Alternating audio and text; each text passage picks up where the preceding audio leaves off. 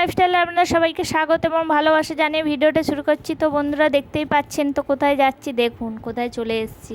কত সুন্দর সব সাজানো গোছানো, কত সুন্দর, মানে কি বলবো তোমাদেরকে। দেখুন কত সেই জগন্নাথ, সুভদ্রা, বলরাম, দেখতেই তো পাচ্ছেন। তো আমরা কোথায় চলে এসেছি বলুন তো বন্ধুরা, একটু আন্দাজ করুন, বুঝতেই পারবেন আমরা কোথায় চলে এসেছি। বুঝতে পারছি না নিশ্চয়ই। তো আমরা চলে এসেছি জগন্নাথের মাসির বাড়ি। এই যে দেখুন শ্রী চৈতন্যদেবের মানে পায়ের ছবি আর কি। এই নমস্কার করছে আমার ছেলে, আর সবাই নমস্কার করলো।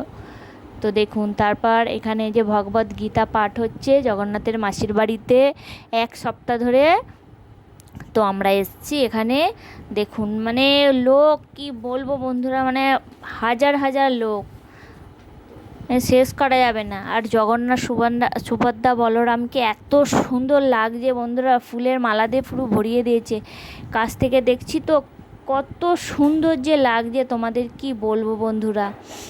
আর কি বড় বড় সব জগন্নাথ সুভদ্রা বলরাম।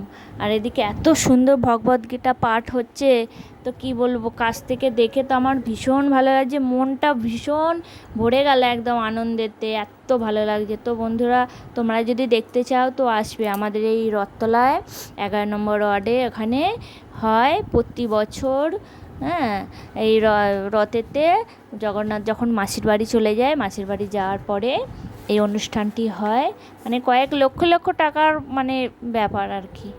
ভীষণ ভীষণ মজা করলাম ওখানে, যে এত ভালো লাগছে তো কি বলবো। জগন্নাথগুলোকে বিশেষ করে দেখে একদম মন ভরে গেল এত কাছ থেকে।